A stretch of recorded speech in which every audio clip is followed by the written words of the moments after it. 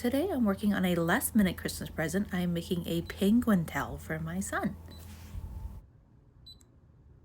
I purchased this little design from Etsy. It came in several different sizes.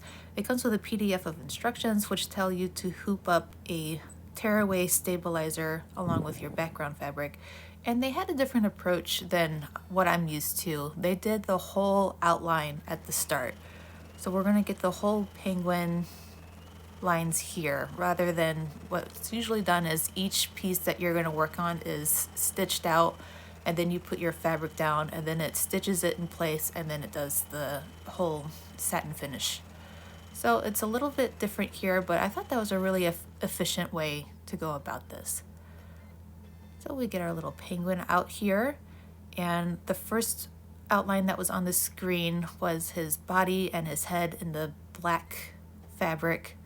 So I laid that out here, and I didn't really measure. It didn't come with the instructions that tell you what size pieces to cut out for each step. So I had to estimate on that. I took out my ruler and just kind of figured out, with the extra ½ inch on each side, what size that would be. After that's stitched out, you just cut away all the excess fabric. You can see it's pretty rough on here because it gets covered with satin stitches, so I don't get too picky about it. And then with the next step, I saw the scarf shape outline on the screen, and I placed down the blue fabric for that. But you will see that it gets to this first stitch out part, and it is not the scarf. It's the little penguin body. So this is when I think maybe those initial stitches would be more helpful to know where you are in the design. So I had to pick out all those stitches. With embroidery stitches, it's a little bit harder, and I was trying to think how would I have known better, because it was white on the screen, and then I figured out, well, if it's white stitches, usually then that would be the white belly. So that's how I could have known. So if you do this purchase, just know that each shape is coordinated with their colors. I'm so used to ignoring what the thread color is on the screen because it's usually a really off color, and now I know that's because they do that so you can see it really well.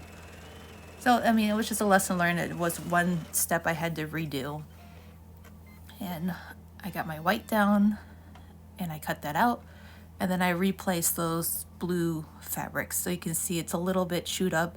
When the embroidery does a start-stop point, it really locks in those stitches, which is good because you want those to stay in place, but it makes it really difficult to rip those out.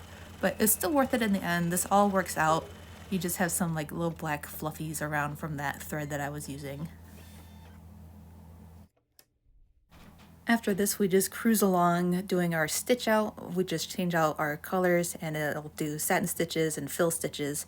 This is when a multi-needle embroidery machine would just be heaven. You would just load up those 4 colors and press play and monitor it. The new ones have even an app where you can check on it and how it's progressing. But it's totally fine. With a single needle machine, I just listen for it to stop and I go over, switch out my thread. It's not a big inconvenience, but I do covet those multi-needle machines. I chose gray for the little pom-pom. The recommended color was white, but I thought that would, blend into the background too much. So then we tear out that tearaway stabilizer, which is super satisfying.